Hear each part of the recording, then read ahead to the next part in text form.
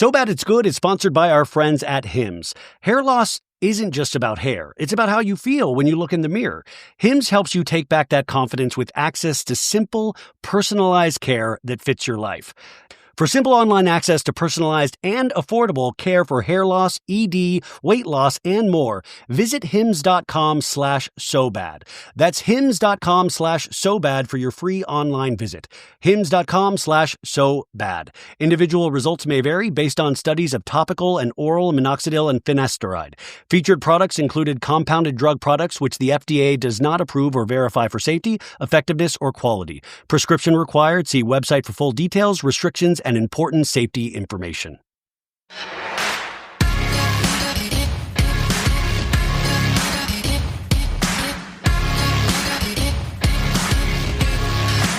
It's Friday on So Bad It's Good. What's up, folks? This is your pal Ryan, and this is your Friday episode. Thank God, man. What a week. And the good news is that it's the end of the week. The bad news is this is going to be a recap of Real Housewives of Orange County. I just prepared for this by banging my head up against a wall for 5 minutes, and I found it more enjoyable than I did tonight's episode. So there's that. And by the way, at this point, I usually want you guys to watch the show, and then we'll have fun talking about it together. At this point, I'm like, don't watch the show. I've got you. I'm going to take you through it. There's no need for you to get your weekend started off on a bad foot. Now, listen, I'm half joking. I think there is enjoyable moments in this show, and I think there's probably a good deal of people that truly do enjoy this show. They don't really give a shit, you know? They're like, hey, it's an episode of Housewives, right? But I think we've seen it done right. We've seen shows done right. We just came off the heels of talking about a franchise that is firing on all cylinders with Salt Lake City. And then you get to Orange County and it's like, yo, you can do as much drugs in Amsterdam as you want and it's still not that fun. You know, it's only fun if you have a balance of actual relationships that you believe and care in and actual drama that you are invested in. And this show does neither of those things in this current iteration. And so, and listen, Tamra, I was saying this last week, she is so lucky that she is on with this cast. Because if you put her on Real Housewives of Salt Lake City, she wouldn't last 2 weeks. She wouldn't last 2 weeks. Think about it. Tamra, in a certain way, is very Lisa Barlow-esque, or how the ladies are talking about Lisa Barlow. But like Heather Gay going, listen, I need Lisa to apologize. I need Lisa to admit fault with things. Nobody's ever truly done that successfully with Tamra. She's managed to evade any sort of season-long introspection or season-long takedown in any sort of way. She's managed to like wriggle out of everything. She quit 4 times this season, I believe. And she still managed to have nobody really talking about that for more than like a scene. I mean, she truly is gifted in some ways. The thing is, though, Lisa Barlow, she's able to do that same thing, but her show is entertaining. Tamra's doing this show, and the show is not entertaining. So each of these ladies are having individual wins. They're having individual moments that you're like, oh, that's funny, or that's a funny thing that she said, or that's a funny thing she did. But then you're just like, it's weird. Like it almost comes off just mean at times. And Housewives, yeah, you're like, yeah, it's built on mean. But you know what I'm saying? It's like sometimes the mean can work within the confines of this forced reality. But sometimes with OC, you're just like, oh, these are just kind of mean, nasty people. And I don't really find it fun. And we've seen it for 19 seasons. There's no sort of, well, this is refreshing. There's none of that. And Katie Ginella, I just never thought I would say that, man, I miss Katie Ginella on this show. I would rather go back to her storyline than whatever it is that we're doing right now. The best news about Orange County that I got this week was that we found out that next week is the season finale. I'm like, oh my God, thank you. Oh, you answered. I prayed to God to release me, and we are getting released next week. And of course, we'll have a 3-episode reunion, but still, we're almost there because I thought we had 2 more new episodes after tonight, and it looks like we just have 1. And obviously, the hammer's going to come down on Gretchen, and it's going to be exactly what I told you earlier in the season it was going to be for. I said her negative comments on social media and potentially talking about LGBTQ plus IA and trans rights and things like that. I think some of Gretchen's online behavior is going to come back to haunt her. It's a slippery slope, right? Because I think that kind of shit is disgusting. But I also do sometimes wonder the rest of these ladies, what their online behavior is. So there is this weird slippery slope, but I think it is pretty damn easy to denounce when it gets to a certain level. So it'll be very interesting. And that's why I think it'll be interesting to see the casting. I could be completely wrong for next season, but I think if you go out on this foot, it's also dependent on Gretchen's reunion performance. It's like she shoot her shot and we're done. We're good. Tamra has survived this whole Gretchen experience. I do not believe Gretchen will be back. And I was also thinking about Watch What Happens Live because Shannon was on Watch What Happens Live tonight, which I found actually very enjoyable. She was on with Garcelle. Garcelle had some funny comments, you guys. Somebody asked her which cast member would have to leave Beverly Hills for you to come back. And without skipping a beat, she was like, Erica. I was like, good for you, Garcelle. But I did notice, Gretchen hasn't been a guest on Watch What Happens Live this season, has she? And then I was wondering, has Emily been a guest? But I know Gretchen hasn't. Now, Gina Kirschenheiter, she's going to be the guest for the season finale next week. But yeah, Gretchen, I don't believe, unless I'm completely mistaken, and it would not be the first time, but I was just trying to look for context clues of will she come back, won't she come back? And listen, tonight's episode, she talks about being able to make money as an influencer. So hopefully that will always be there for her. But I don't know. I don't know if OC is the place for Gretchen, but in the same breath, I'm like, I don't know if OC is the place for any of these ladies at this point. Now, they're not going to completely shift course for season 20. I told you that already. They're not going to do that. But then whoever, 32 Flavors and Alex Baskin, I hope they're having really very deep conversations and castings for season 21. They really got to break this show and start fresh in a lot of ways, because we are seeing the same slop week after week.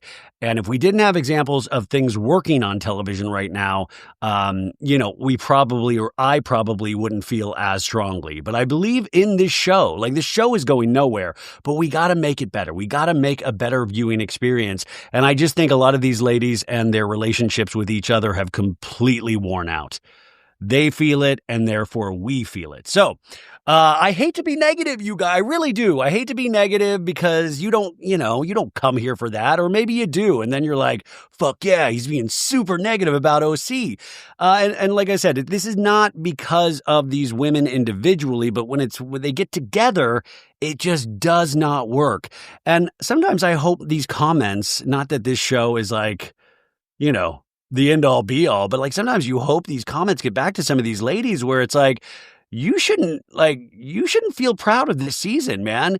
You should have a little pride in making things better. And that's the thing is, it's not like an athlete where they can train in the off season or work on a jump shot. I don't know how you make this better. It's I don't know, if Tamra's gotta lay, God, I'm even thinking about Tamra's fucking therapy. How's the therapy going that we started off this season with?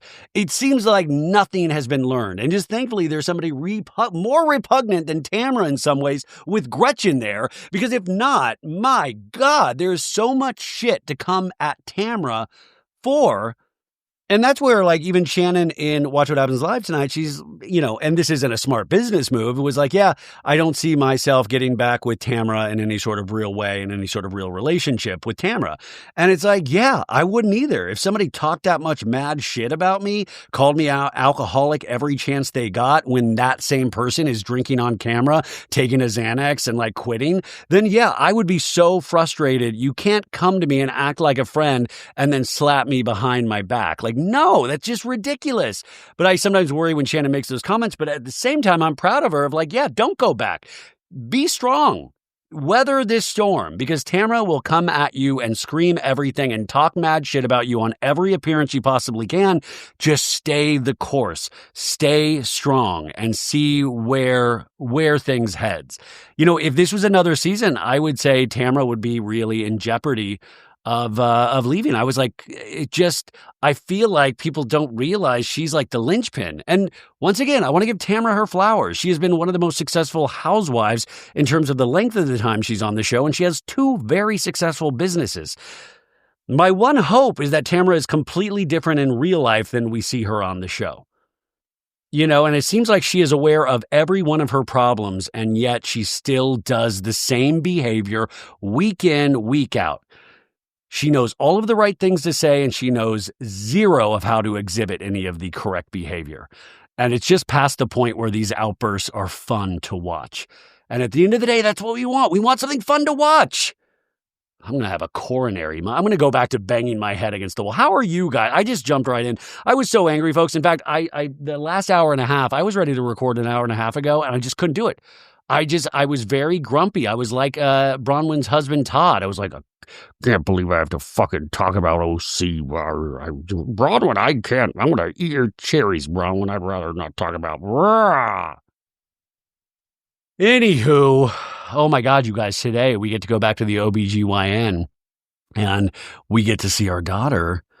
And I can't wait to see her again. I can't wait to see and see how much she's grown, see if she can read yet. I'm hoping there's some sort of TV in Rebecca's belly at this point. I don't know what the layout of Rebecca's belly is completely. I hope there's like a nice couch or I hope it's nice. The surroundings are nice. So I'm so excited to be able to see her and hear the heartbeat. You guys, I've told you this before, but every time we've gone in and getting to hear the heartbeat, it is truly been one of my favorite sounds I've ever heard.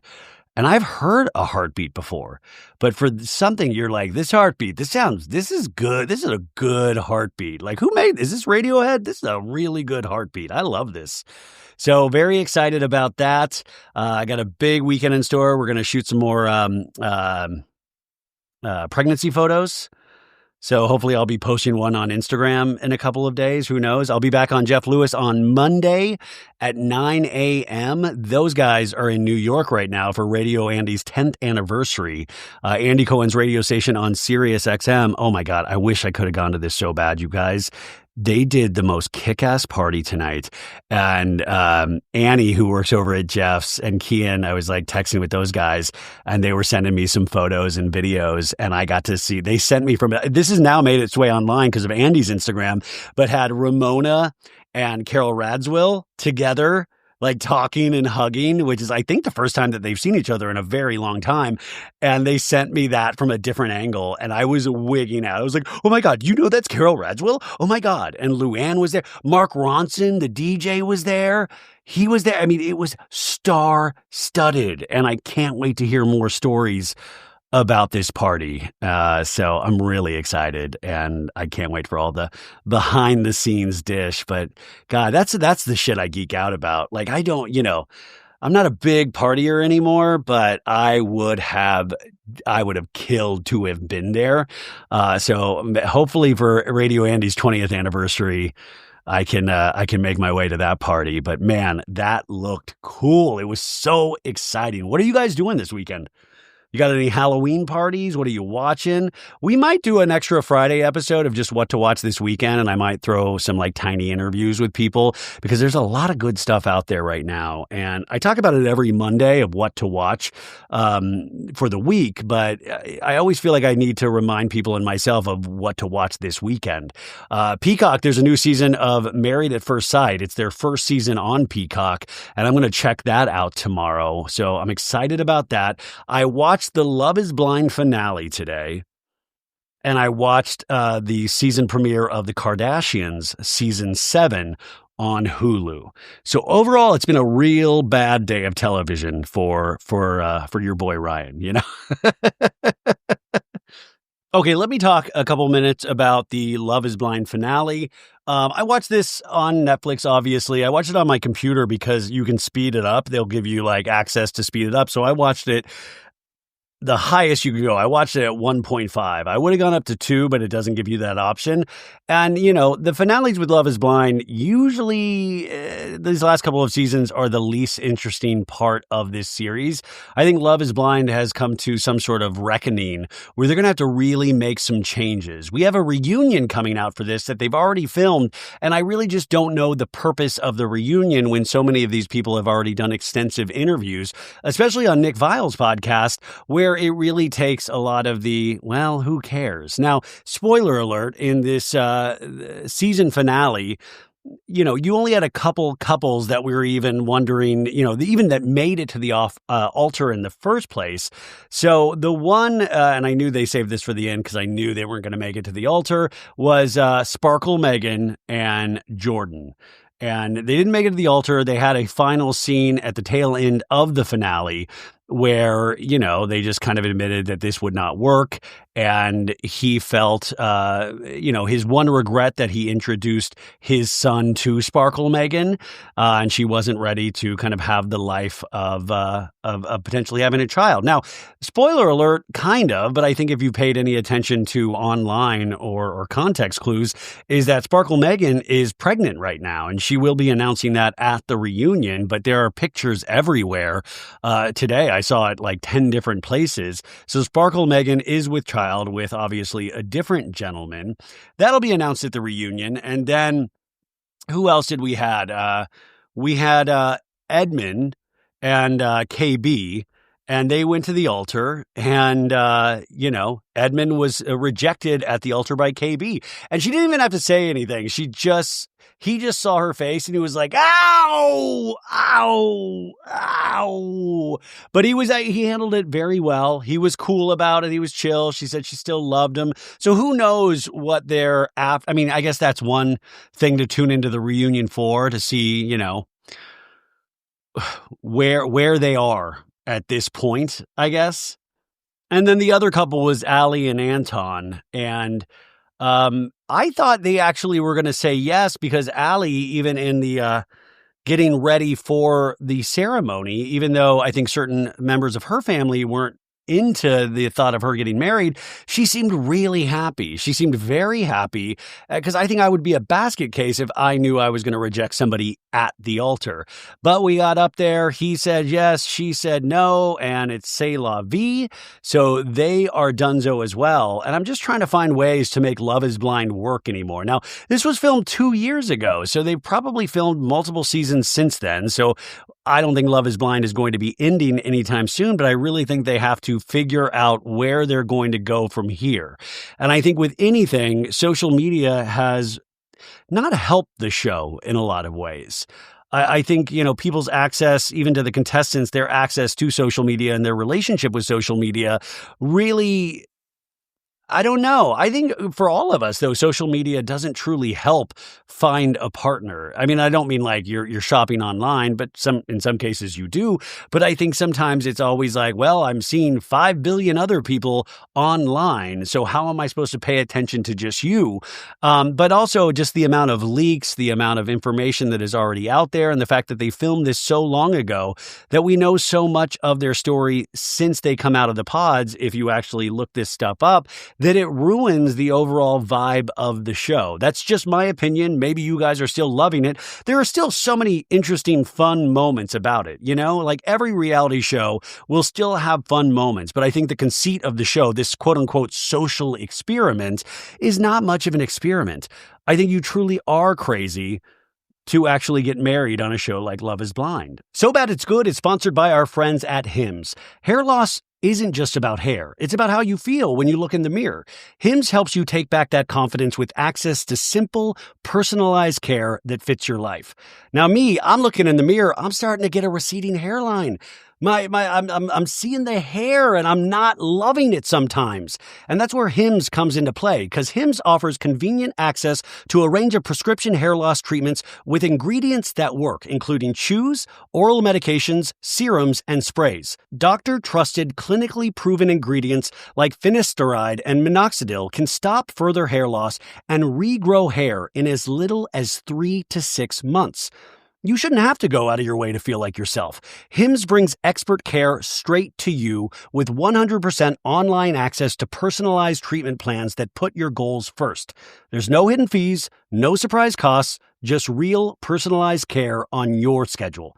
Think of Hims as your digital front door that gets you back to your old self with simple 100% online access to trusted treatments for real health concerns all in one place. For simple online access to personalized and affordable care for hair loss, ED, weight loss, and more, visit hims.com/sobad. That's hims.com/sobad for your free online visit. hims.com/sobad. Individual results may vary based on studies of topical and oral minoxidil and finasteride. Featured products included compounded drug products which the FDA does not approve or verify for safety, effectiveness, or quality. Prescription required. See website for full details, restrictions, and important safety information. I truly do get worried. I mean, the only ones that I really love are the Lauren Speedman, who just had a baby with her dude that we talked about on an episode this week, and they were on season 1, and they are still going strong. That's amazing, but they are the exception, not the rule. The only thing I was thinking, too, if Nick and Vanessa Lachey, the hosts of Love is Blind, if they break up and they agreed to go in the pods, I would be fully in. I was like, that's how we save this show. So that's it. I'm not super excited for the reunion, even though I will watch it. How are you guys? Did you guys finish this? Did you guys watch it? And yeah, I don't know. Anyways, let's move on to the Kardashians. It's very interesting. I've had a long and turbulent relationship with the Kardashians. And we're 7 seasons into their Hulu show. I felt like they haven't been on TV for 2 years, but that's not the case. They were just on TV last year. It just felt like an extended period of time without them. It's okay. Like, there were moments that I really enjoyed in this, but it's very interesting. And it's like such a worlds away from Keeping Up with the Kardashians initially on E! All of those years ago, because you saw a family on the upswing. You saw a family dealing with the Kim Kardashian Ray J sex tape, Kris Jenner desperately wanting a foothold in fame and success and riches and to take her family along with her. And by God, she did it. But this show, and the Hulu show especially, it's shot beautifully, but it seems more like wish fulfillment. Like, we get to watch them, and especially Kim Kardashian, live out dreams that should not be able to be lived out. That's what it is. And this time you see Kim, she now gets to shoot this Ryan Murphy show, All's Fair, which premieres in 2 weeks with a stellar cast. I mean, Glenn Close, Teyana Taylor, Naomi Watts, Sarah Paulson. This thing is littered with fantastic actresses. And Kim Kardashian's leading it. And it's really, it's kind of brilliant in some ways. They still have not provided a screener for this show yet, but I can't wait to see it because I'm probably going to watch most of these episodes. But she surrounded herself, or, Ryan said, I will surround you with the best actors. And it seems like he has done that. So she is protected in some way. And the clips I've seen, or even when they showed it on the Kardashians tonight, her shooting a scene, it's all that same kind of monotone Kim voice. So the writing will be written towards that voice. So it's another way to insulate and to protect.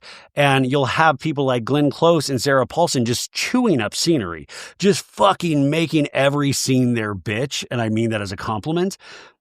And so I think it's going to be a success. I think they'll probably pick it up for a second season within the first episode because people will watch it. And regardless, it might just be a hate watch. It might be And Just Like That, or it might make And Just Like look like And Just Like That look like Citizen Kane.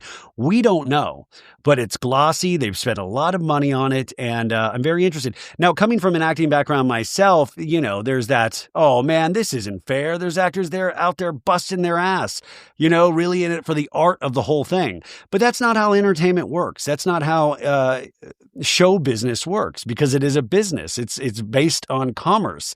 And so, of course, this would be a natural step for what Kim Kardashian wants to do. But even when she's talking about it, she's like, they shot the show for 7 months, which is just a very long time. But she says, we got to be done by this because I'm studying to be a lawyer still. And I gotta get out of here by then to pick back up my law studies. And sometimes you're just like, man, I just miss when stars would just do one thing. They were either an actor, a singer, a playwright, just one thing. And now everybody has to have a beauty brand. Everybody has to do that. And you're just like, God, I'm moguled out, like everybody's got to be a mogul these days. And it's nice work if you can get it. If you can be a mogul, my God, the more power to you.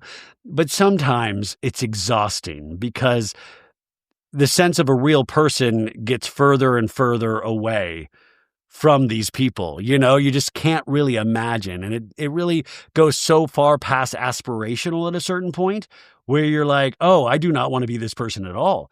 I think the Kardashians, especially on Keeping Up with the Kardashians a couple seasons in, they were in this real nice aspirational pocket where everybody was like, damn, that is really cool. I would love to be a part of what they're doing. And now I think it's so far past the point of no return. And in some ways, they're like an investment bankers, like this family. They're too big to fail. There's never going to be a time where this family, they might be hated at a certain point. And I think in a lot of cases, I would say 3 out of 10 people probably dislike the Kardashians. And I think that's being generous. They'll always be fine at this point. They have so much money. And their failures are really kept from us. Think about how many beauty brands that family has put out that have like quietly gone away over the course of years in this past decade. So listen, it's not like, it's so sad. I never thought I would say Keeping Up with the Kardashians was a heartwarming show, but in comparison to the Kardashians on Hulu, it is heartwarming when you think about it. The family, as all families do as you get older, they split apart in some ways. And I don't mean split apart like heart-wise. I mean just split apart in the sense of they all have their own families and they all have all of these projects they're doing and stuff. And listen, Kourtney Kardashian is probably one of the, I always thought Kim was really lucky. Kourtney Kardashian has to be one of the luckiest people out there because she has this dude, Travis Barker, that truly seems obsessed with her. They had this scene at Barry's boot camp and she's like, do I have to say anything to people working out? And they're like, yeah, just say welcome to Barry's. Okay, what if I said welcome to Barry's bitches? And then it's like Travis Barker is like fingering her at Barry's boot camp. Like he never can keep his hands off her, which is like, cool, man. Like, that's good for you. But there's this one scene with Kris Jenner towards the end of the episode where she's like, my style's changed so much. And now I wear Travis's pants. And like, I was at a fitting today and it was like the worst experience. And Kris is like, what were you at a fitting for? For Coachella. She's not working at Coachella. She's going to Coachella. And they were like putting me in corsets and stuff like that. And that's just not my vibe. I'm more like just kind of loose, and like more ethereal. And I'm like, God, you're doing fucking fittings to go to Coachella. You're not even working at Coachella. My God, this isn't even for a project. This is for you to go to a 3-day music festival. I don't. It's wild. And then we had Rob Kardashian was in this episode. We had a cameo from Rob Kardashian who says he is going to film. We had Scott Disick for a scene, and at the very end we had, yeah, baby, it's me, Caitlyn. Ooh, I'm back, baby, because they were saying goodbye to Kris Jenner's old house where a lot of these kids grew up. And they even invited Caitlyn, like, yeah, you invited me over for family dinner. Yeah, baby, woo. And so Caitlyn, that's how they ended this week's episode. Caitlyn will be back next week. But there were interesting stories, too, because Kendall goes, oh, my mom, back there in the back, there was like a separate back area. I used to smoke so much weed out there when I was 16. And Kris is like, oh, my God, I had no clue. I just had no clue you did that. And Khloe's like, yeah. Of course, but you were always trying to be the cool mom anyway, so who cares? And I guess Kendall was 16 and Kylie was 14, and I was like, yeah, you were letting Tyga hit, you were letting Tyga like bone Kylie at like 16 years old. I mean, like, yeah, you were very oblivious or also very cognizant of just letting your daughters especially do some wild shit. Those are the conversations that I would love the Kardashians to really focus on of like, Kylie, I know you always felt like an adult at a young age, but what did that Tyga relationship do to you? I mean, this was a grown man dating an underage girl and had parental approval in some ways.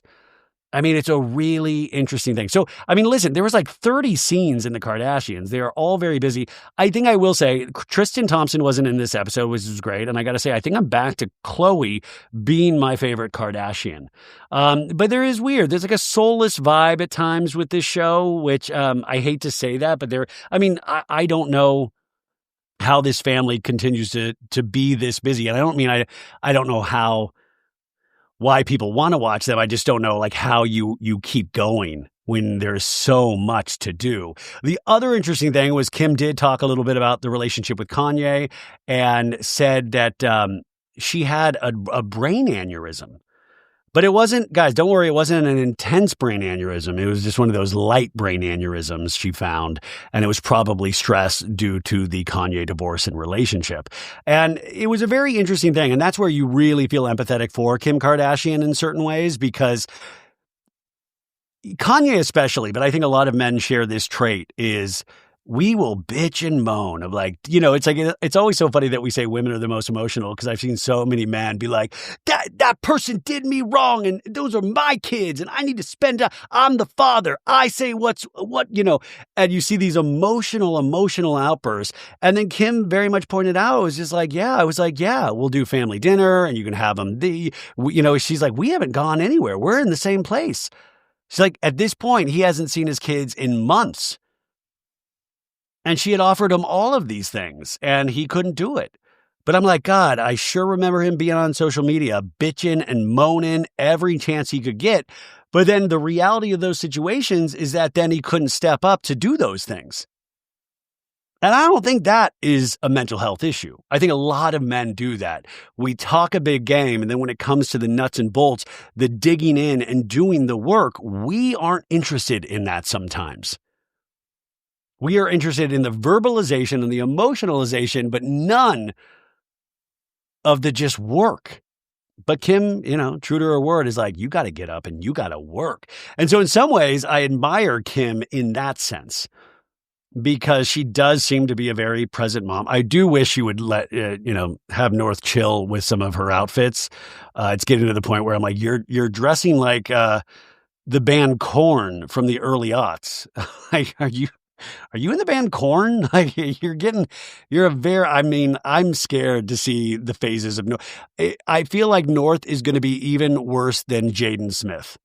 It's like Jaden, he's had some weird fashion moments over the year. I think we are in for another Jaden, but even more intense, if that makes sense. So there were tons of elements I really enjoyed about this. I think I'll watch the next episode of The Kardashians. Maybe we'll do recaps, or maybe we'll do it over on the Patreon. So many people really, truly hate when I talk the Kardashians.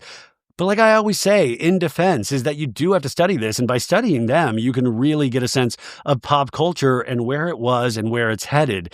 And really interesting to see where this family is. And also just gauge public interest. I didn't really hear tons of people talking about the premiere of The Kardashians. I heard more people talking about Love is Blind or even OC. And I think sometimes there is an exhaustion. I mean, just like I feel with 19 seasons of OC, I think a lot of people are exhausted with The Kardashians in a way. And I don't know if they can do what it takes to be an utterly fascinating reality show, because at the end of the day, they don't need it. All they need it for is kind of a glorified commercial, and that's what that is. We'll take our last break of the episode, and then we'll get into OC. Oh, two last things. I'm on this week's episode of Heel to Feel with Liat Gerst and Mercedes Javid. I'm hearing some positive feedback about that. It definitely delves into my life a little bit more. My relationship with my mom. So that's out there. Check it out if you'd like to. And then also I did a cameo today.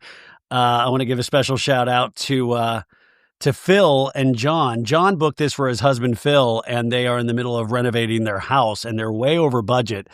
And John wanted me to give a pep talk to his husband as Lisa Barlow. And it just made me laugh so much. I was like, what is going on, Phil? Oh my God, we're going to do this. Let's spend the Benjamins. Let's do this. So that was very fun. I wish you guys well with your renovation. You can do this. I believe in you guys. Now, what I don't believe in is Orange County, and we are season 19, episode 16. This is called Tulip Service because they're running through the tulip fields. The description the DirecTV gives us says, as the Amsterdam trip continues, the ladies visit the famous tulip fields where Jen and Shannon's friendship is called into question. Emily tries to broker peace between Tamra and Gretchen, which leads to an emotional and surprising realization. And that realization is they should have ended this season 10 episodes ago. So we start this episode the next morning because, remember, we had the dinner the night before where Shannon and Heather, they were smoking weed every day.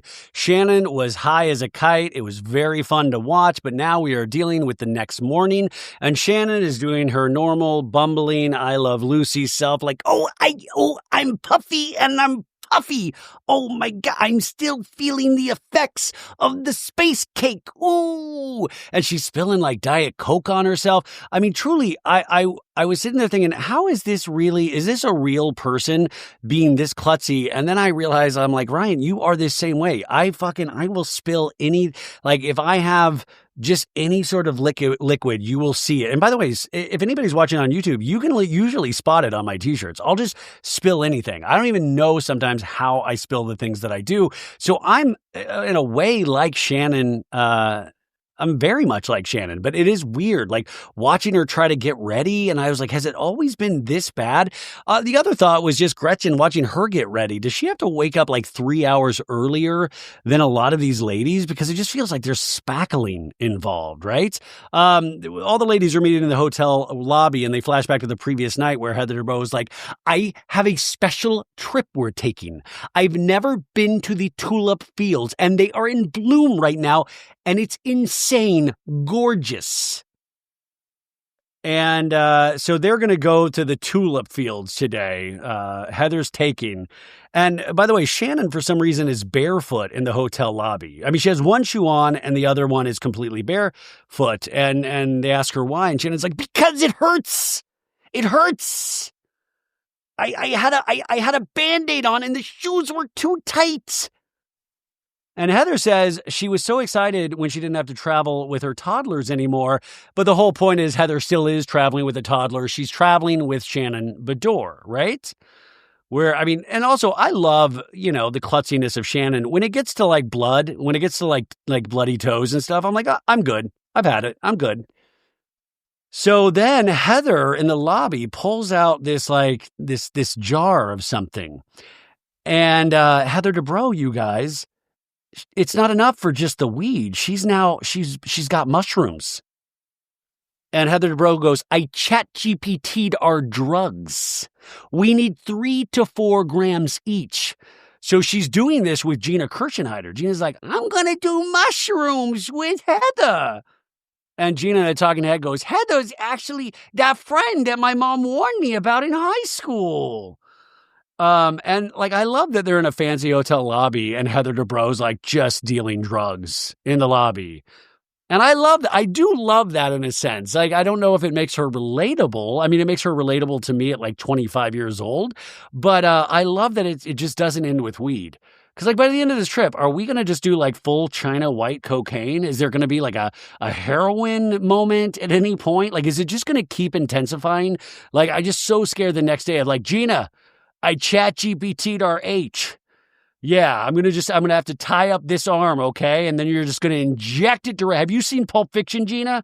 If something's wrong, you're gonna have to break through this skeleton plate, right? You're gonna have to put a shot of adrenaline in my heart, Gina. I don't know if I can do that, Heather. It sounds intense. But Gina says, yeah, no one would ever suspect it with Heather, right? And Heather's like, who wants to partake with me and Gina? And she's literally putting out the mushrooms on the hotel lobby bar.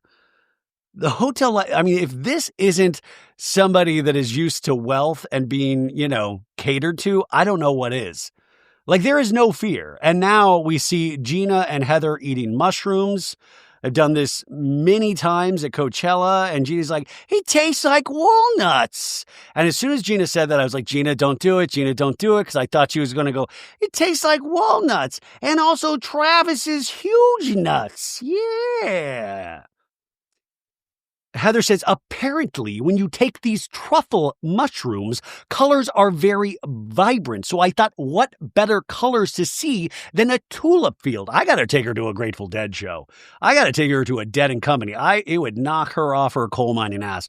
I got a trip with her and Terry Dubrow. Like, that seems to be the next. Maybe I'll, anybody have mushrooms? I'll try to trip with Heather Dubrow at BravoCon. Talk about vibrant colors, right? So now they're in the minivan, and Jenn tells Shannon, your boobs look huge right now. And Shannon's like, it's a false safe bra. It's some company name. I've heard her talk about this on Jeff Lewis before. She really loves this one sort of bra. And, it's a fall suite, you know? And Shannon's like, it hides the back fat. It hides the back fat. It's something. She bravely says in a talking head, I like Spanx because it sucks it in. And I wish they were tighter, but Spanx till I die. This is a dark thought, but I hope Shannon lives forever. But say she dies 40 years from now. Will she request Spanx in the if it's an open cat? Will she be Spanxed up? Like what is, if there's any funeral parlor people listening, reach out to me. Are Spanx a thing? Like my mom, we burned her. Sorry, the professional word is cremate. We cremated her. But those are the things you think about. Would you wear Spanx in a coffin? Because you don't, but that's the thing too. If you're in the coffin, you don't want to be uncomfortable. It's too much. Anyways, Jenn in her talking head goes, that's just weird if you're all sucked in like that. Because what if you meet a guy at a bar and he wants to grab your ass or something, but it's all built and tucked in?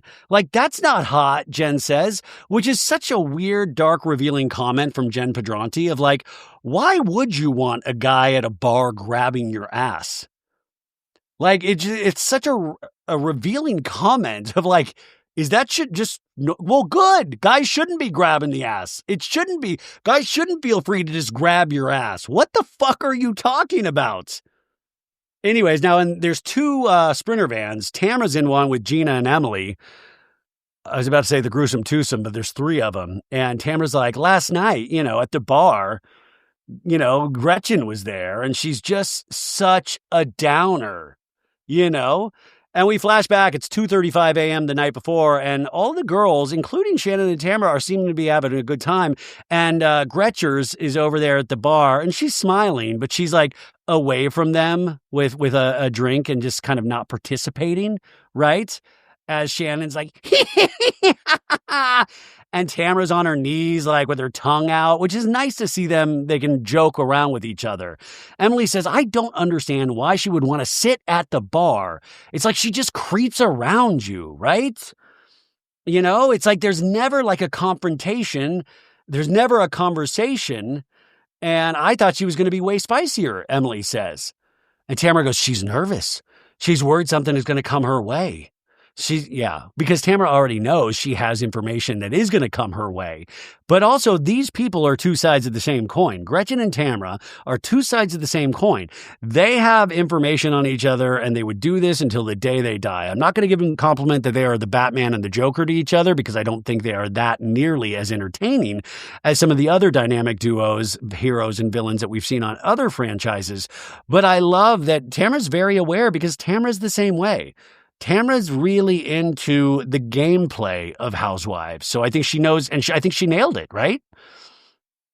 But Emily's I don't know. In a talking head, Emily goes, the Tamra Gretchen carousel, I would like it to stop. I would like to get off. It borders on obsession. It's weird. And I agree completely with Emily. She nails it. The only thing that's weird, though, is that she tends to hype up Tamra to Tamra's face. And it's if you want to get off the ride, don't participate in the ride. Let Tamra spin off by herself. Truly. And Gina was Jen was having a good time, and you never see Jen a little tipsily. But honestly, Tamra, Jen is whoever everybody tells you to be. And Tamra's well, we did have a talk about that at the fancy dildo party on last week's episode. where Tamra's like, Jen, are you going to go to Alexis' wedding?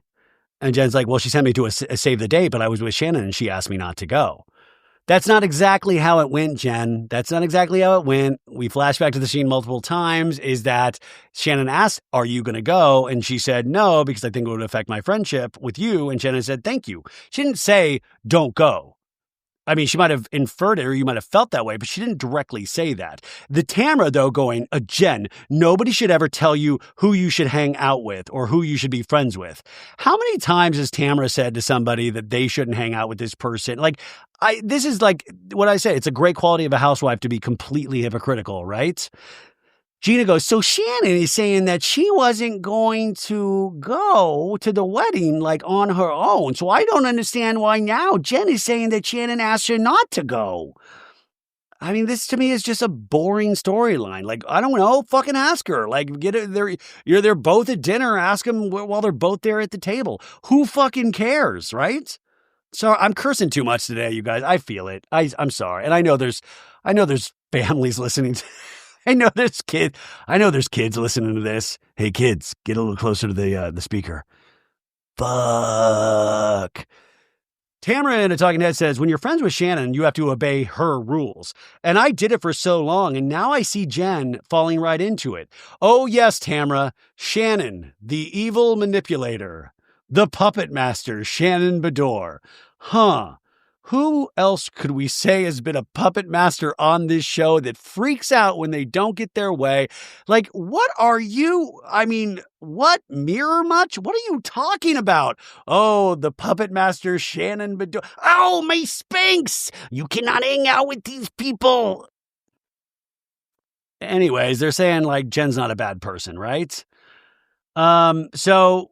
Also, they start doing a lot of special effects in this episode, which is always like, it's not a great episode when the editing, they start doing like tulip cutouts at the tulip farm and like really like big, powerful music. You're like, oh God, the content's obviously not there then, right?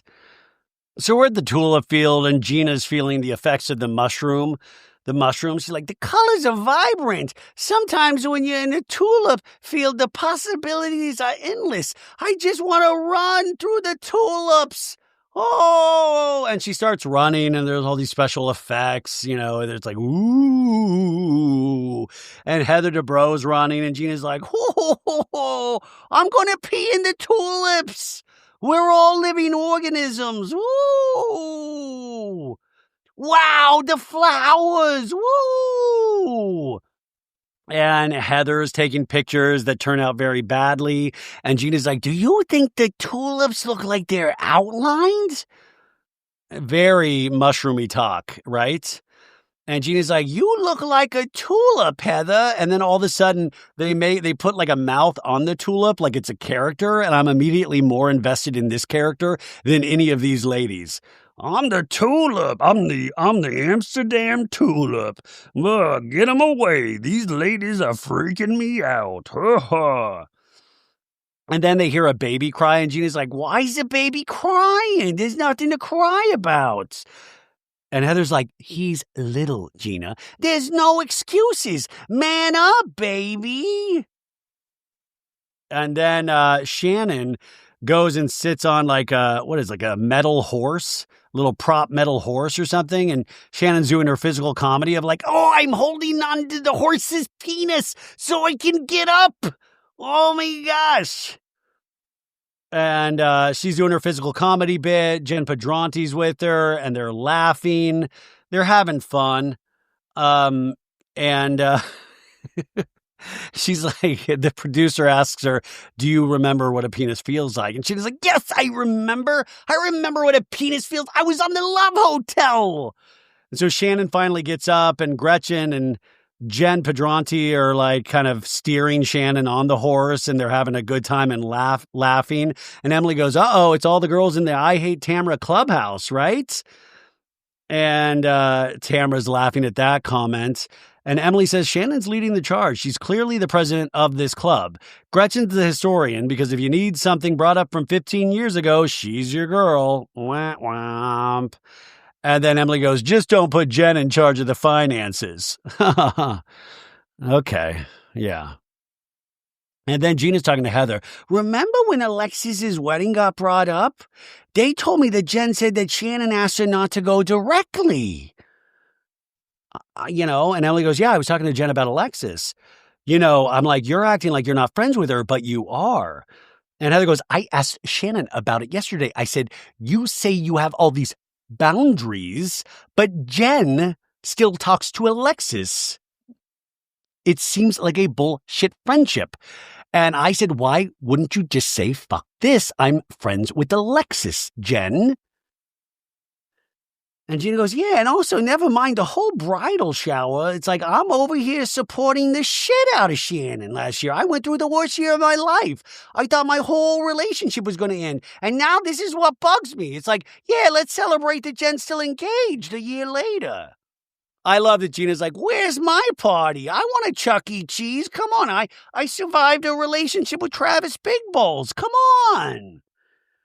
Gina in a talking head goes, this is more about my friendship with Shannon. She kind of pushes me away because I'm the one who will hold her accountable. Yeah, you'll hold her accountable, Gina. Yeah, but at the end of the day, I don't think Shannon really cares. I think Gina and Emily have fought for effectiveness and respect from most of this cast for the 7 years that they have been on this show. And I think this is another non-issue storyline. Like, really, Gina? You couldn't understand that this engagement party? It's like, okay, so next season she'll throw you a party, but really? Really? You thought getting back together with Travis deserved a party? Whereas I can see like an engagement party is still something, even if we don't know the wedding date yet. I can understand that more than a party for Gina. I thought it was just weirdly selfish in some ways. Gina goes, it irritates me because I'm going to piss you off sometimes, but it's what's in your best interest. But then I'm going to be the one who's considered lower. There is some truth to that, is that I think Gina is considered lower in a lot of ways. There is a class system, and I don't know if Gina has ever beaten the Casita Gina allegations. I don't know if she's ever, I think she's always still considered Casita Gina, even though I think it's been awesome to see what Gina's built over the seasons on the show. And it's great to see, that I think she'll continue to thrive. But I think some of these other ladies, they just don't, like that friend that you have where you're just like, I don't care. Like, they're fine. I like them. But if they said something about me, I'm not going to really take it to heart. Right? Okay, so now they're at like this luncheon place at the Tulip Factory or whatever the fuck this is. It is interesting too. Gina really bitched so much where I was like, wow, I guess the mushrooms wore off all of a sudden. Because usually when you're on mushrooms, you're like kind of filled with love in some ways and not just this like extensive hatred. So we get to this table, they're eating food, and Gina launches into it finally with the two women here about Alexis's wedding of like, why are you not going to go? Because Shannon asked you not to go. And Jen's like, Shannon didn't ask me not to go. And Heather's like, why aren't you going, Jenn? And Jen's like, well, because she matters. And Gina's like, yeah, but you shouldn't, not go, because you're forced to not go to your friend's wedding. And Shannon's at the end of the table, kind of like, I'm right here. I'm right here. And Shannon's like, I didn't tell you not to go. I didn't tell you what to do. And Emily goes, but not about the wedding. Are you okay with her being friends with her? I like when Emily just gets brute force Emily. And there, I don't know. Anyways, Jenn just says, I am friends with Alexis. I do like Alexis. And Shannon's like, I thought you weren't anymore. And Jen's like, what are you talking about? And Jenn goes, your issue, Shannon, is your issue with Alexis. She's never done anything to me, Shannon. And Shannon goes, I get it, but if you look at some of the things that she did to me, they're pretty freaking disgusting. And also with John, remember John would like fart at night, she revealed last week, right? And Shannon's like, it's not easy for me to be friends with someone who I know is close to someone who's really not kind to me. And Jen's like, so let me ask you, Shannon, if I don't have issues with Alexis, now are you judging our friendship? And Shannon's thinking about this and goes, a little bit, yeah. And Jen's like, that's fucked up. That's fucked up. And Tamra's like, you can't dictate who's friends, with Alexis. But Jenn goes, I'm not super close with Alexis. And Gina's like, I think my impression is that you do have a relationship with with Jesus jugs, you know? You know? I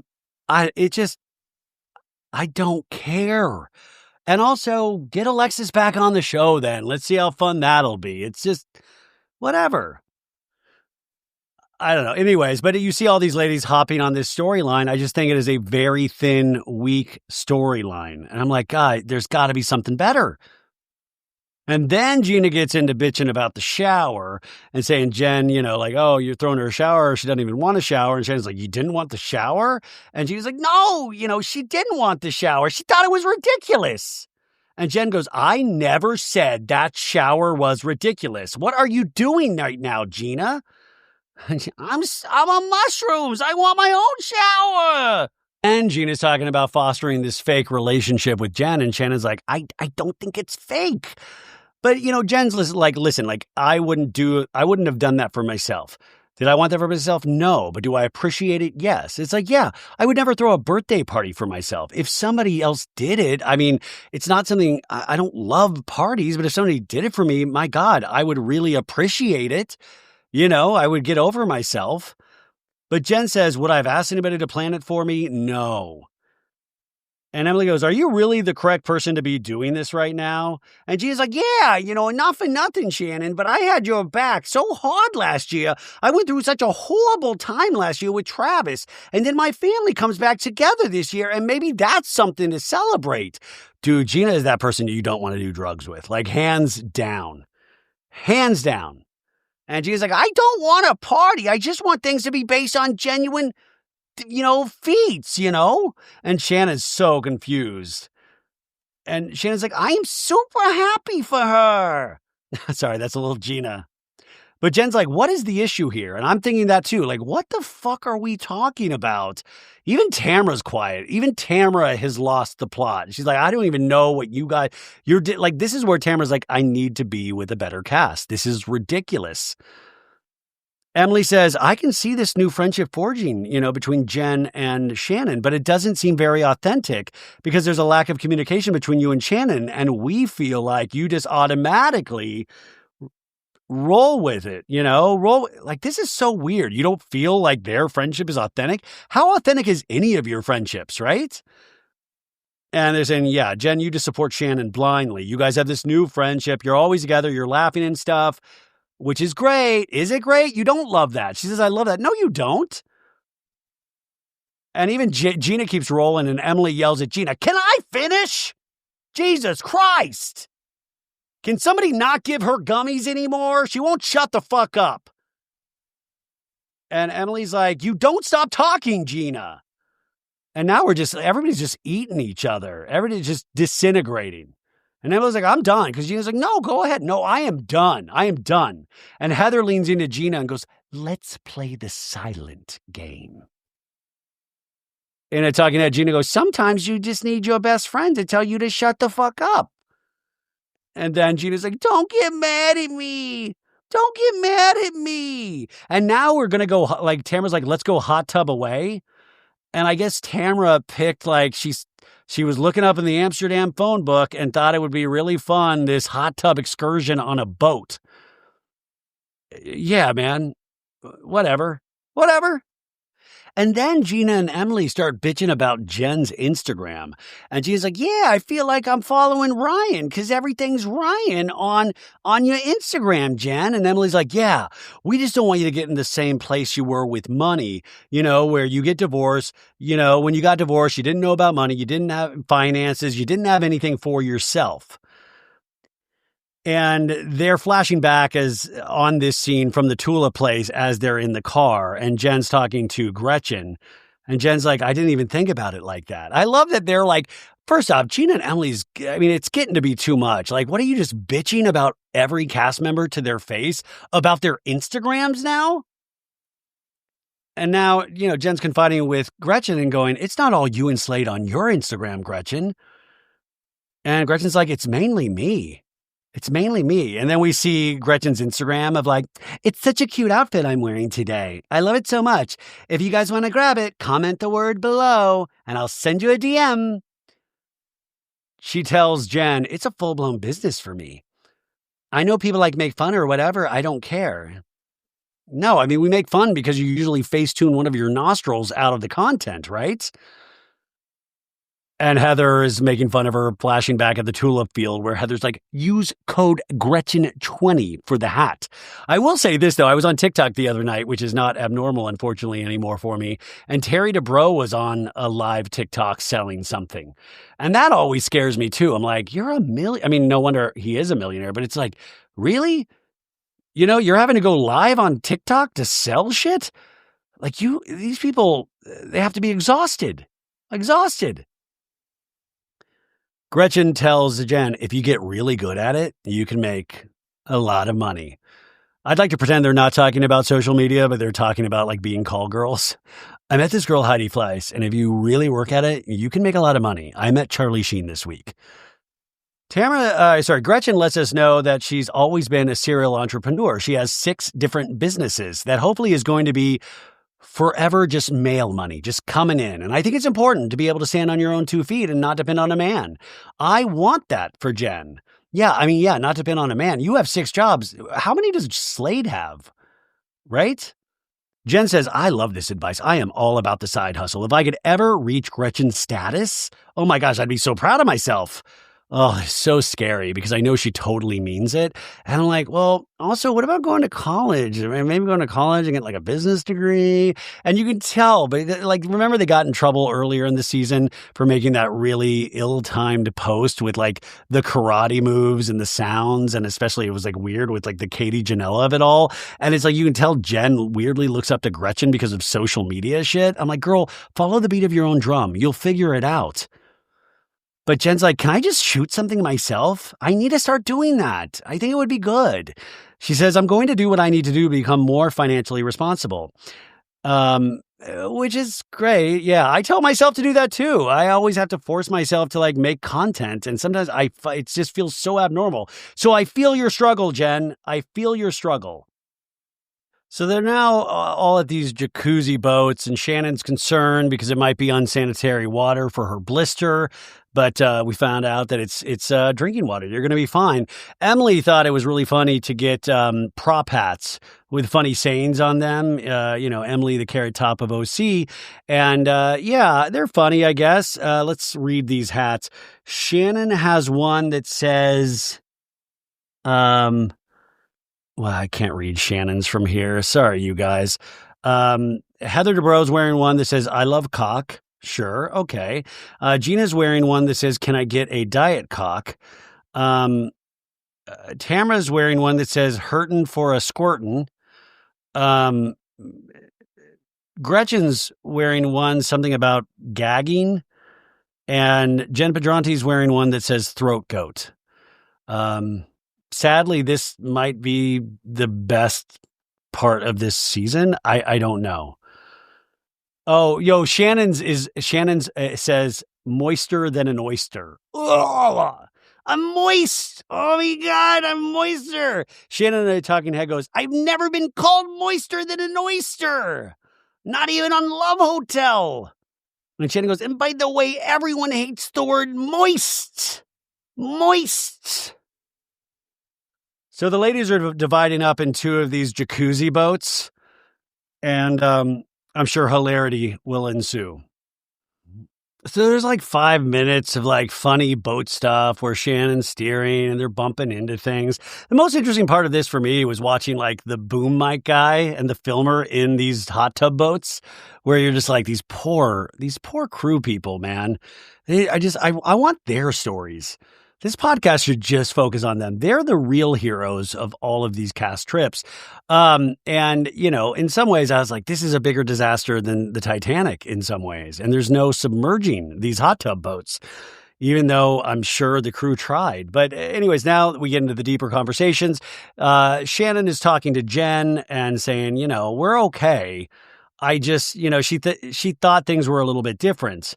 And Shannon says, in my conversation with Jen, she led me to believe that she's not friendly with Alexis. And we flashed to 3 weeks earlier where Shannon asks her directly, do you have a relationship with Alexis? And Jen says, I don't see Alexis. I don't really see Alexis. And So Jenn did say, I don't really have a relationship with Alexis. We have that on camera, right? Shannon says it makes her potentially question the honesty that I thought was between the two of us. And then Jenn says, whenever I met Alexis last year, you and I weren't like we are now. And if you say to me, Jenn, it hurts me because of what you went through with her, I can listen to that. And Shannon's like, I'm not saying never to speak to her again. I just want you to understand that my relationship with her, that certain lines were crossed. I love that Shannon's legs are they're all bruised. It's all bruised. But Jenn's like, I don't want to hurt you. I don't. And, I think this is actually kind of a responsible conversation. But Shannon's like, I just wonder why you think she's so great. In a talking head, Jenn goes, does Alexis talk to me about Shannon? No, and I wouldn't be comfortable with that. Part of me doesn't believe that. I'm sorry, guys, because we saw Alexis talk mad shit about Shannon on camera to Jenn last season. But Jenn goes, Shannon, trust our friendship enough to know that this woman has been nothing but good to me, and I have shown you nothing, Shannon, but being an amazing friend. And I think that's why they do have a chance at a friendship, or at least a friendship on this show, for whatever that means. And Gina's like, yeah, it was just a miscommunication about where you guys were. Okay, Professor Positive, you've been bitching the first half hour about their relationship, and now you're like, it's just a miscommunication, you guys. Yeah. And then they actually see a boat with the sign on it that says Jansen 61, which is like, that's an omen. It should say Jansen 69, right? And the other boat, we have Emily, Tamra, and Gretchers. Because Emily's like, yeah, this is my last attempt at getting these two people to be friends. Why even bother at this point, right? Emily goes, Tamra, is there anything you'd like to say to Gretchen? And Emily, she goes, no. And she goes, Gretchen, is there anything you'd like to say to Tamra? Tamra's open to listening. She told me. And Gretchen says, Emily and I talked in the car. And Tamra's like, you have to talk loud because I got the engine in my ear. And Gretchen's like, Emily and I talked in the car, and you probably won't be receptive to this, but... And Tamra's like, why would you say that? And Gretchen's like, well, because you started off with the negative comment. And Gretchen's like, well, I messed up, and I feel really bad about it, and I shouldn't have said what I said that night, and up in L.A. And Tamra says, I thought we agreed to, stop, no more. I think it's, this is where Tamra kind of gets into murky waters a little bit because you don't get to set the rules of how things go. We agreed to do this. No, at the end of the day, this is a show. If this is real life, you can set all the rules you want. But I don't know if you can necessarily control every piece of filming, right? And Emily goes, I think she's really hurt because you guys did have that pact on the beach. And Gretchen's like, yeah, she has a right to feel that way because I breached that agreement. And Gretchen's like, well, I felt justified at the time. I'm not saying it's right. And Emily goes, but that's the problem. A lot of times you say that Tamra did something and that's okay for you to then do something. But then that's why this is never ending because it's just one thing after another. So it's very similar to the conversation we had in some ways about Angie K and Lisa Barlow. The sad thing is it's just not nearly as entertaining, right? Emily says, I'm just assuring you, I'm telling you that for the past 3 years that she and I have been friends, she has not talked about you. Yeah, because Gretchen's not been on the show. Gretchen in a talking head says, Emily's definitely being a flip-flopper right now. I mean, why am I the only one that's being singled out for this?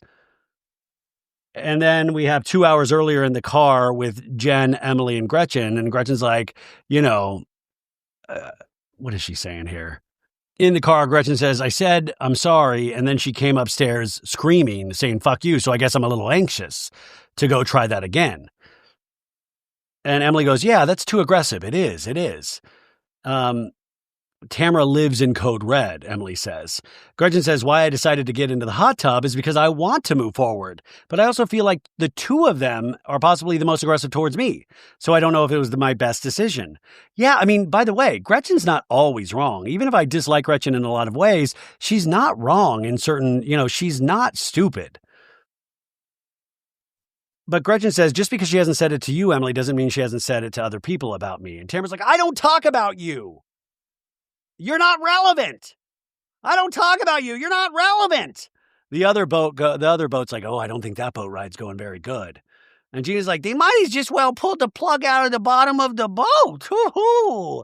I'm Gina Kirschenheiter, and I come up with ideas for the show.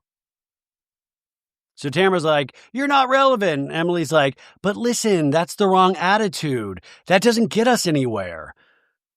And Gina's like, look at Gretchen's hand in the other boat. You know, she's going full throttle. Wham, bam, bam. Yeah. And then Gina goes, I can't give you 20% off, which is actually a funny line. Emily says, Gretchen, you have to recognize your part in how we've gotten to this position. It's because you have also perpetuated the story. You have also said things. And Gretchen's like, I guess the way I see it is when somebody asks me a question, I answer it honestly. So I didn't see it that way. So maybe I need to take a look at that. And Emily goes, I like that. Is that good for you, Emily? Okay. And Tamra's not saying anything. And Emily's like, what if Gretchen was more introspective and like actually recognized that maybe she's been fueling this fire? Does that help you at all? It's like, this is the worst negotiation ever. And Tamra's like, yeah, it would totally help. Yeah, totally help. Great. Good stuff. And Gretchen's like, okay, I need to take a look at that because I don't want to keep doing that. And maybe I'm doing that unknowingly. And Tamra's like, that is the best thing you've ever said to me right there. No, the best thing you could ever say to her is I gave you a 5-star review on 2 T's from the Pods podcast. Emily says, I feel like Gretchen's starting to look at herself and maybe take some accountability for her own actions. And I want her to continue that. And so Tamra's like, can we just agree? No more. Okay. And Emily's like, you have to actually agree for real. And Gretchen's like, yeah, I mean, I'll agree. I hope we both can do it. But Gretchen looks like she's crossing her fingers, so it doesn't count. But Gretchen says, I hope we both can do it. And Tamra's like, see? The producer asked Gretchen, are you hopeful? And Gretchen's like, no, not even a little bit. Had I felt like there was a change to happen, it would have been when she supposedly accepted Jesus Christ in her heart. And that didn't happen then. So really think I'm going to think she's changed now? Gretchen bringing up Tamra's baptism, which I do wonder sometimes what happened to that, right? Remember the baptism? So now they're parking the boats, you guys. Finally, we're getting out of the hot tub boats. So they get off the boat and Tamra pulls Jenn Pedranti aside and goes, hey, look at this. I got this from iHeart. We get like headlines and then iHeart. Now remember, iHeart is the company that distributes 2 T's in a pod. So we get these headlines from iHeart and they choose what headline they're going to put on the podcast. So did something new happen? And we see the headline, Orange County's Jenn Pedranti ordered to pay 6-figure judgment after allegedly failing to pay rent. And so I found this interesting too. I'm like, wow, iHeart gives them headlines that they have to cover? Because I thought 2 T's in a pod, they get to determine whatever they want to cover. So this was very interesting to me just from a podcasting perspective. I'm like, wow, you have to, that would actually be so helpful. Like, hey, S71, give me headlines I have to cover. That would make things so much easier. But Jenn goes, no, that's an old headline. And, you know, that's about back rent. That's about the studio. And Tamra's like, they're saying you still owe? And Jenn goes, we do still owe. That's, you know, this is the exact same judgment from last year. And we go back to Ryan and Jenn talking about the, you know, owing the money from the previous landlord. So this is well-tread material from last season. But it is funny, Tamra saying, don't come at me and don't be looking up information. And then she immediately, under the guise of friendship and looking out for Jenn, you know, goes, hey, this is happening. But Jenn says, we did a modified rent plan during COVID, but now we're back in full business, obviously, and that money is owed back. And Emily's like, what came up on your phone, Tamra? And Tamra's like, it was like Jenn ordered to pay 6-figure judgment after allegedly failing to pay rent on her studio. So now they're in a Sprinter van, but Jenn's not in their Sprinter van. Jenn says, when Tamra shows that she has concern for me, I don't know how I feel about it. There are moments I think Tamra genuinely wants something good for me, but it never lasts. Shannon goes, is it true, Shannon? Is it true, Tamra? And Tamra goes, yeah, she just told me. Yeah, but like Tamra, tell her the full story. She said it's an old story, but it is true. Emily goes, this is another reason why she has to be smarter about her Instagram and setting herself up because she's got big girl issues. Emily, don't do it. Don't say she has to put her big girl panties on. Don't do it. And Shannon goes, what are big girl issues? What are big girl issues, Emily? And Emily's like, well, lawsuits and owing money. And And so when you have big girl issues and people are coming after you for money, you got to get yourself set up financially, just like a big girl. How many big girls out there in the audience today? I'm a big girl. I got to put my big girl panties on. Tamra in a talking head goes, I feel like, instead of wrapping up things with Ryan, going to school and wrap things up with Ryan, go to school, get a job. She could have been so much better off right now. Listen, at the end of the day, she's doing okay, man. But she's on her third season on Orange County. She's doing okay, Tamra. Shannon goes, what happened on your boat? And Emily's like, that's what I want to know. Oh, wait, I was there. And then in the other van, Heather's like, you guys sounded like you were hot, hot, hot. And Gretchen's like, my stomach hurts. And they're like, are you going to cry, Gretchen? What's up? You going to cry, Gretchen? Yeah, you going to cry? But Gretchen's like, Heather's like, what made you so sad, G? I like Heather calling her G. What's up, G? And Gretchen's like, because I just feel like there's been so many things said and heard over the years. So I don't want to be like the person that you guys are saying I'm being. And Heather's like, do you see that you guys are both hurting each other? And Gretchen's like, yeah, I guess I'm not recognizing that I'm doing that. I don't want to be that person. It's not who I am. I don't want to hurt anybody. I think it's just become like a defense mechanism by the fact, and Heather's like, but even saying exactly what you're saying right now, G, I'm super impressed. Heather says at her core, Gretchen is a really sweet girl. I've never heard her trash people, and we've always had a nice relationship. And Heather says, you can justify things not however you want, but if people's perception of you is a certain way, you have to, at least look at it. Heather in a talking head says she's not like an evil menace, so I feel bad that she's going through this. I mean, Gretchen's had a very interesting life, and I have a lot of empathy for Gretchen. And it's very interesting, the relationship with Slade and the relationship with religion, and there are so many different aspects of her life. And I think it's hard when you put her in this scenario because it's all about looks, and there's a certain facade you have to keep up.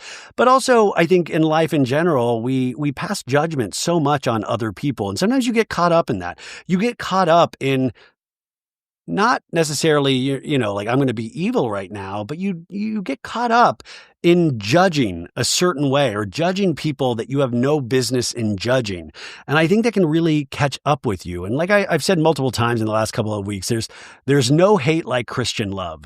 And sometimes I feel like that's where Gretchen gets into it, because I think sometimes, with certain religious organizations, it really passes judgment on people, which was never the teachings of Jesus Christ or God. I'm somebody that has read the Bible, and it's just not how I read it. And so I always find it interesting when I talk to somebody that is deeply into a religious organization.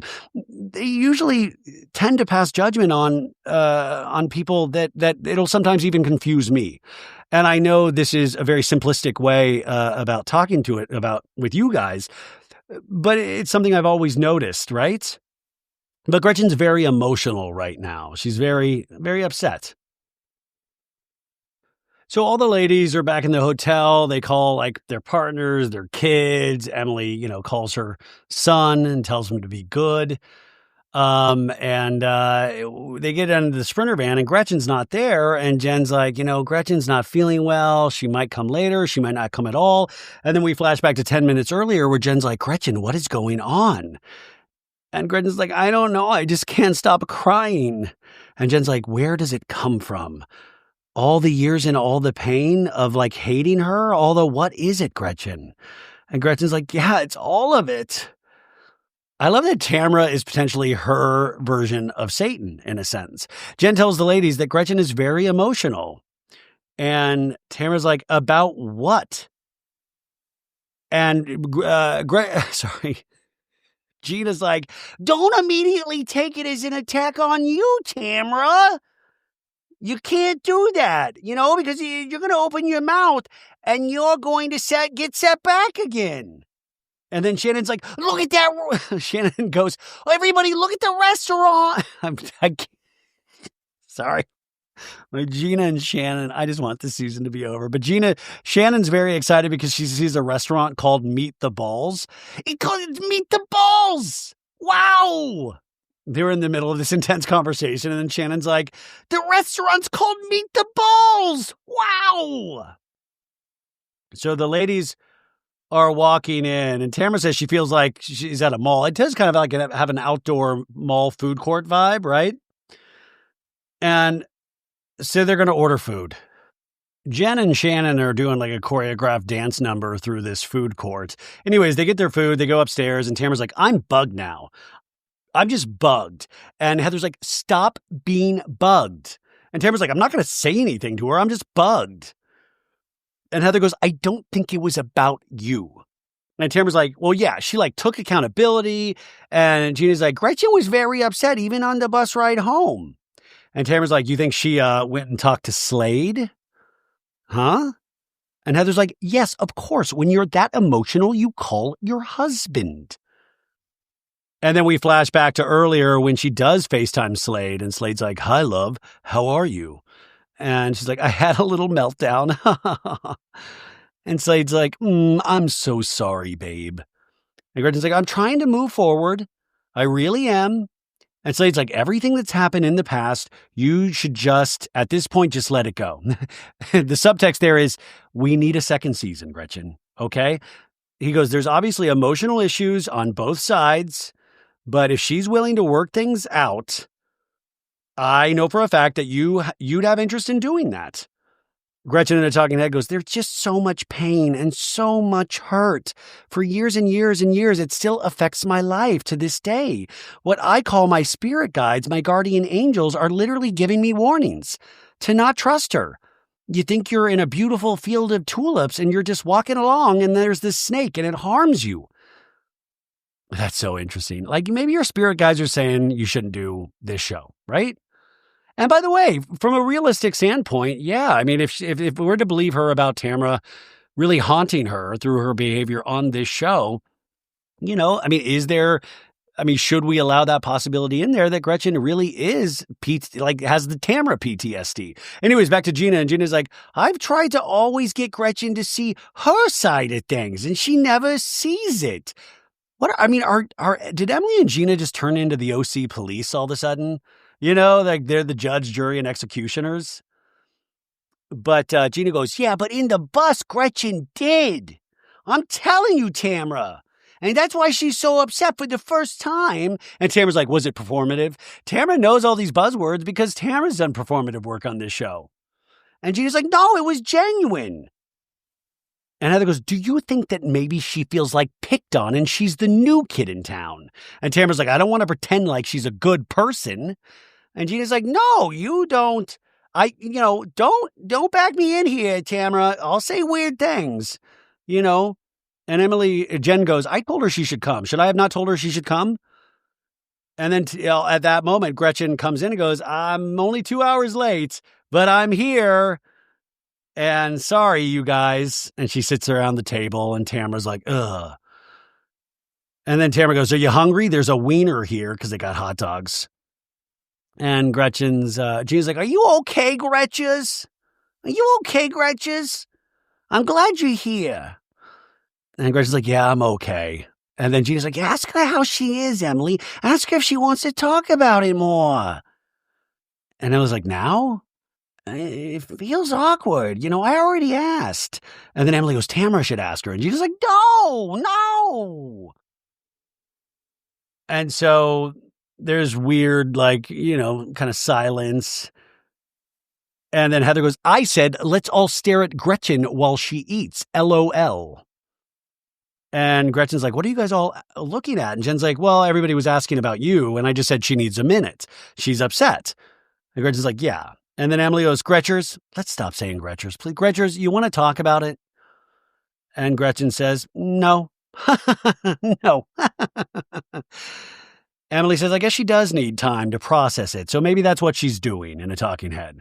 She has to call Slade, Emily says, and tell Slade they came to some kind of resolution. And I think that's exhausting, probably. Yeah, maybe. And Jenn goes, what is the emotion for you, Gretchen? And Gretchen says, I just think that the best way to say it is it's just lots of hate. I mean, I hate this back and forth with us. And Tamra goes, yeah, but we stopped it and you started it back up. So you can't say you hate it when you engaged in it. And Heather goes, then she apologized.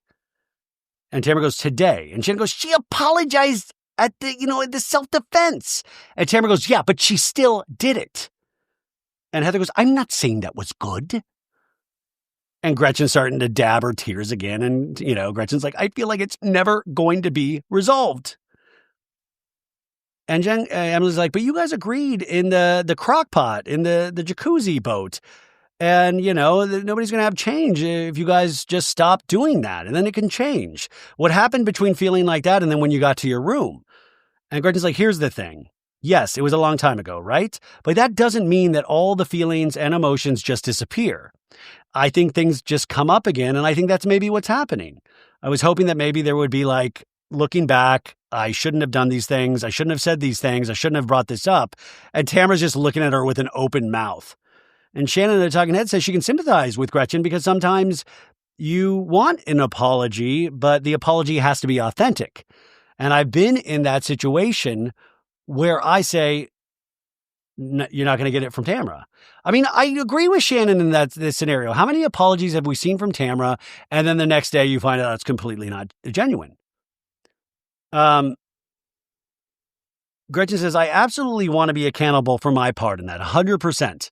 And if you feel like I've been bashing you, Tamra, for 12 years, I'm sorry for that. And Tamra goes, yeah, and we talked about it earlier. And Tamra goes, she just needs to, and people are trying to kind of defend Gretchen. And Tamra's like, stop. Gina's like, you guys have 12 years of shit built up. It's like Shannon with her Spanx. It's like 12 years of shit just stuck in there. And Gina's like, no one's going to be like, ding, okay?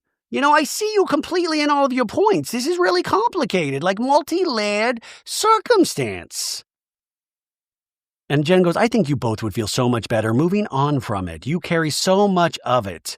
Yeah, release it. Jenn goes, and I thought maybe that's what was happening tonight. And Emily goes, maybe it was a release coming out, and that's why you're so emotional. Yeah, maybe, right? Maybe also it's jet lag. Who knows? So Tamra's kind of just silent through this. There's suspenseful music. We see the moon, and then it's like Amsterdam day 3. It's the next morning already. We don't see the conclusion. And Gina's talking to Emily on the bed and going, the whole thing last night with Gretchen is like, I don't know. And Emily goes, I have a hard time with her, but there are times where I find her to be endearing. And I do think sometimes she will kind of back down sometimes and take a look at herself, which I appreciate. And she was like, that's where I'm struggling with her because I like the person in front of me, but I'm starting to think, is she this other person? Like the posts, the social media. I can't get it out of my head, Emily. She makes stupid memes like So Bad It's Good with Ryan Bailey. Well, it's tacky. No, we don't know what post she's talking about at the time.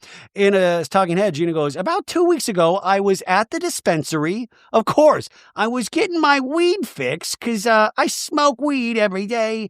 No, she says she was at the weed dispensary with Tamra, and she brought up these incredibly alarming posts. First off, the posts are alarming, but secondly, isn't it so funny that it's Tamra that did it? It really is. It's just it's circular. It's Inception. It's, time is this infinite loop. It's like we're same shit again and again. But she's like, yeah, she brought up these posts that Gretchen had liked. And Tamra in the flashback scene goes, read that, Gina. And Gina's like, I can't read. But anyways, we don't see the post, but Gretchen looks at it and is like, zoinks. Sorry, Gina is like, zoinks. Gina's looking at it, not Gretchen. Sorry, Gina's looking at it and is like, zoinks. And Tamra's like, Gretchen Rossi liked it. That's not good. In a talking head, Gina goes, I'm not stupid. Tamra's doing this because Gretchen brought it up the rumors in L.A. I wonder how long Tamra had this in her back pocket. I knew about these posts for a while. But Gina tells Emily, it's so awful. And Emily goes, I think that's maybe why I'm short with her, because I know about it. So it's hard for me to recover from that. And then we flash back to a couple hours earlier where Gina's telling Emily, she showed me a post online that Gretchen liked, and it's like disturbing. And I'm just like, is this true or not? And Emily goes, that is gross. And Gina's like, literally. And Tamra's like, it's not okay. And Gina goes, but are we sure that there's no chance that these are doctored? And Tamra goes, well, some of these she even commented on. Like, how do you forge that? And Gina goes, Heather's going to have a problem with that. So now we've got the Heather. So we're getting context clues of what these posts could be about. Gina tells Emily, I have a hard time really believing that that is what Gretchen is. Emily says in a talking head, look, I just live by the rule of innocent until proven guilty. The Innocence Project, Emily goes, and at this point, the information is coming from Tamra. So that's suspect in itself. Gina goes, this whole thing, Emily, I just can't let it go. Like, it bothers me. It really bothers me. And I think we should save this for the season finale. And Emily goes, what are you going to do? Are you going to tell Heather? Well, yeah, I'm so close with Heather, and I don't really want to tell Heather because I feel like I don't want to start a thing. And it's such a real, raw topic, especially for Heather. But I feel like I have to bring it up. I don't want this to be the truth, but also, like, once you see this stuff like this, you got to call it out. You can't ignore it because it's not okay. In a talking head, Gina goes, I'm genuinely confused by this. Like, if anything, if I've ever heard Gretchen say is love and light. I mean, for God's sakes, the woman's over 40 and she still wears headbands and bows. She doesn't seem like the type of person that's walking around launching hate campaigns on people. Emily goes, obviously, she'll be given an opportunity to explain or address or whatever. Honestly, like, that's something that she should explain, you know? She needs to explain because it's not good and it's not okay. And that's where we end the episode. And then we get next time on the season finale, thank God, of The Real Housewives of Orange County. We see the women in Amsterdam riding some ride off a building. And then Gina going to Tamra, I keep going back to the post that you shared with me. And Tamra's like, oh, no, I know. Don't bring it up. Leave it for tomorrow. This is where, like, Tamra's such an architect. Leave it for tomorrow, because then we get on a plane in the morning. And then Heather saying, why are you not horrified right now, to Gretchen? And then Gretchen in a talking head going, that is not my truth. And then Jen saying, Gretchen, do you biblically feel like it's like, and then Heather screams, biblical. And Jen goes, I'm just asking. In a talking head, Jen goes, something's amiss here. And then Gretchen crying and yelling at Heather, who's in the back of a Sprinter van, saying, this is not who I am, Heather. And Tamra goes, get out of here. Go, go. So you guys, I said this earlier in the season, is that these are anti-LGBTQ plus IA, and I believe there's some anti-trans things in there as well. And remember, she does have a trans son, and she has, gay kids, and that's why I said, there are a couple scenes pointing that out earlier in the season. And you think about it from a storytelling aspect, is that we already know this, but some people might forget this. So you have to introduce those storylines or just to remind the audience. And that's when they had those scenes, even though it is her family. And I think those are important scenes regardless.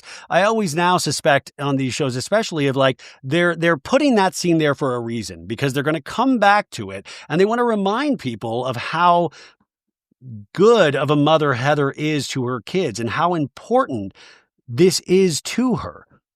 And so it'll be interesting to hear what Gretchen has to say about this. And I'm very interested for this conversation, and I hope everybody is honest about this. It should be an intense episode. So I don't know. What do you guys think? I thought this was a really bland episode with little bright moments here and there and some laughs, but overall, par for course for this season. But we're done, and have a great flippin' Friday. Have a great start to your weekend. Eat something good, drink something great, tell people you love them, check in with yourself, read a book, watch something on television that is not a reality TV show. We're going to have Patreons coming up. I might drop another main feed episode and then come back on Monday, of course, for an all-new Pop Culture Roundup with Sophie Ross. If you think about it and you haven't, consider giving us a 5-star review on Apple Podcasts and Spotify. Oh, I forgot. I should have said this at the beginning of the show. This Wednesday, we're doing our Patreon Live. I'm going to be dressed up for Halloween. It's an hour with me being goofy, and we can talk about whatever you want. Patreon.com/so bad it's good. For $5 a month, you get access to over 400 episodes that have never been on the main feed, where we cover everything. But come join. It's a lot of fun, and have a great start to your weekend. Bye, guys.